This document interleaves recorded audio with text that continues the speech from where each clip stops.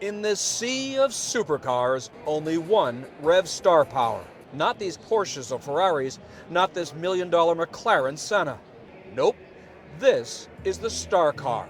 A rusted, dented, Highland green 1968 Ford Mustang GT Fastback.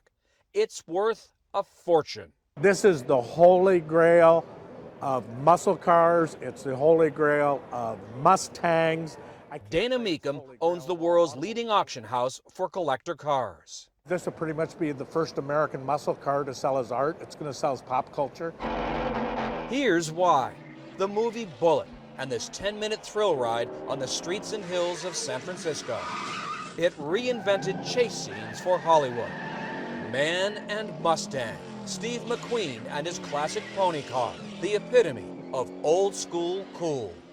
Even faster than McQueen's car, its disappearance after the movie. Collectors have chased it ever since. It was never lost. I mean, it was always in the garage. Sean Kiernan's father bought the Mustang in 1974. It's kind of the Craigslist of the day, was the road and track, then. And found a 68 Fastback Mustang. Found it in this back page ad. McQueen's Bullitt Mustang, best offer. Robert Kiernan paid $3,500.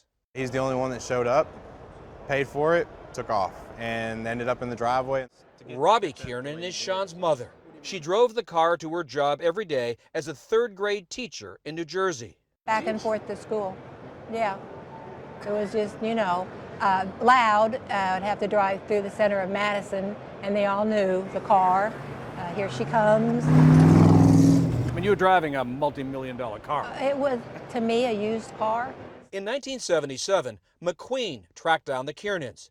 He wanted to buy what he called my Mustang. They never responded. In 1980, its clutch died. The car was parked in a barn for 35 years. The car sat on jack stands and the world kind of evolved around it. After his father died in 2014, Sean, a 38-year-old admitted car nut, completely restored it himself. 98% original parts. And showed it to us in 2018. It still had the camera mounts, a huge hole cut in the trunk for the smoke machine, and the bray of its 390 big block engine. For moviegoers and car lovers of a certain age, this was a joyride. Over the last year and a half, Kiernan has shown off the car around the world. He swore he'd never sell it because he could still see his father inside it. But here we are.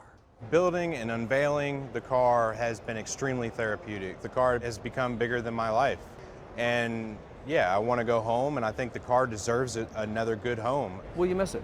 Absolutely. I'll miss it most because of the blood, sweat, and tears I've had with her for the past 5 years. The funny thing about that is I think that she'll miss me too.